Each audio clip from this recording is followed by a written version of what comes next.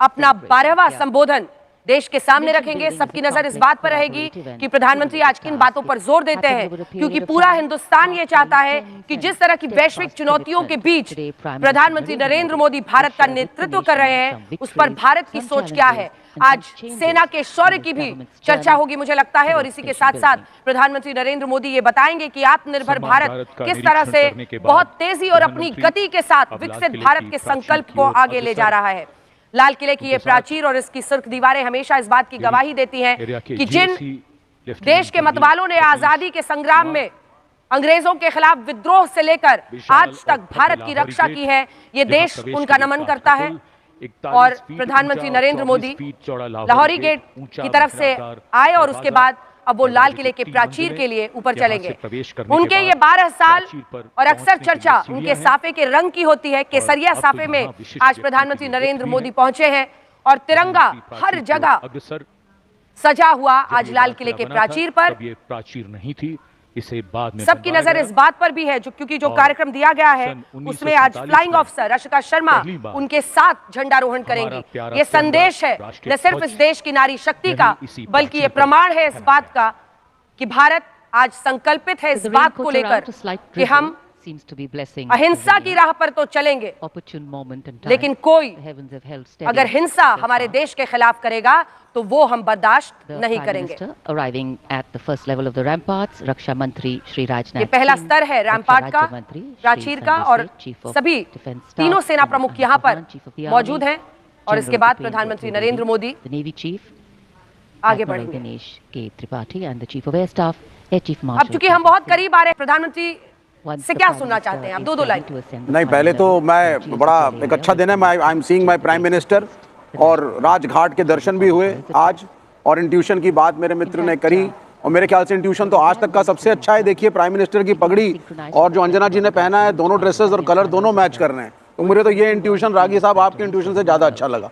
बाकी एक positive day है, पॉजिटिव डे की शुरुआत है। मेरे प्राइम मिनिस्टर आज क्या बोलेंगे देश को, कुछ वोट पे बोलेंगे, ऑपरेशन सिंदूर पे बोलेंगे, सेना पे बोलेंगे, शौर्य पे बोलेंगे, ये सुनना पड़ेगा। कुछ सालों पहले आत्मनिर्भर भारत की एक बात हुई थी, कुछ कदम उठाने की, उस पे बोलेंगे।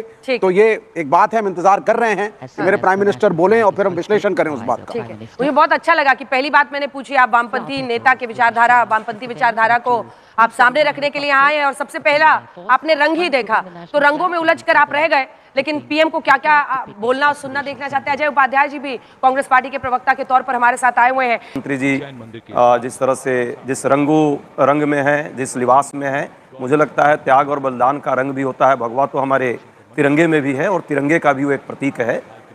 जिस तरह इतने वर्षों में हमने आज़ादी पाई है, उस आज़ादी को कैसे हमने संरक्षित रखा, कैसे संस्थाओं को सुरक्षित रखा, कैसे देश धीरे धीरे क्रमशः आगे बढ़ता रहा, और वैश्विक मंच पर हम आज इस 78 वर्षों में कुछ मुकाम पाए, उस मुकाम को कैसे हमें आगे भी बढ़ाना है और सुरक्षित रखना है, इन सारे मुद्दों पर चर्चाएं होंगी। शिक्षा, स्वास्थ्य, जिस तरह से इस देश के तकनीकी विकास का जो दौर चला है, इन सभी दौर को हम लेकर के आगे बढ़ेंगे।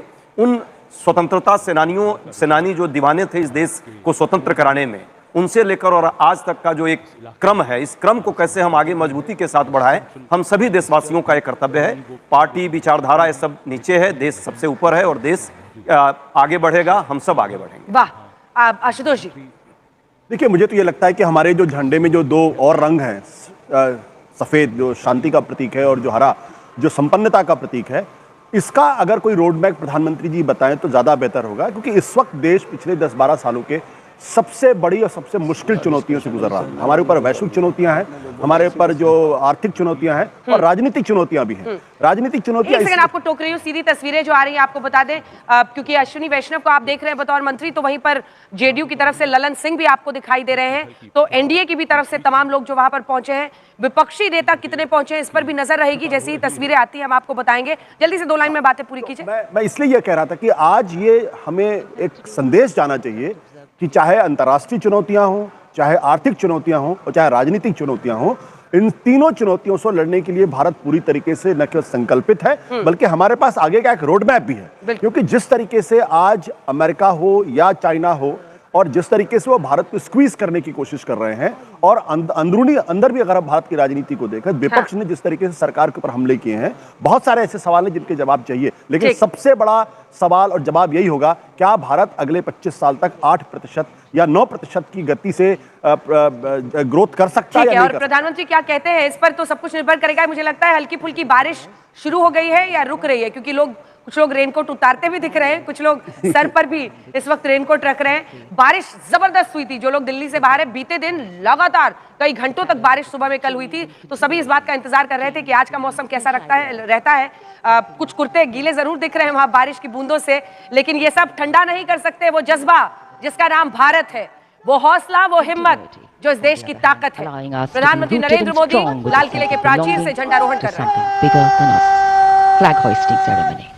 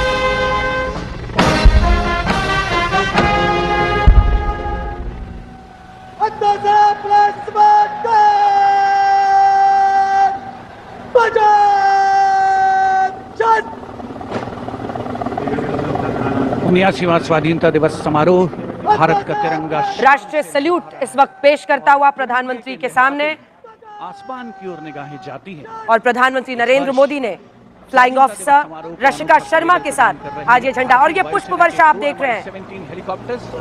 2 Mi-17 हेलीकॉप्टर्स, 2 Mi-17 हेलीकॉप्टर्स हैं जो ये पुष्प वर्षा कर रहे हैं, और ये एक में ऑपरेशन सिंदूर का झंडा है तो दूसरे में तिरंगा है। 2 Mi-17 हेलीकॉप्टर्स हैं जिनसे पुष्प वर्षा की जा रही है आज लाल किले के प्राचीर पर। ये पुष्प वर्षा है उस देश पर जिसने 78 साल एक ऐसी हिम्मत, ताकत, आत्मनिर्भरता, विश्वास और संकल्प दिखाया है आगे की राह पर चलने का।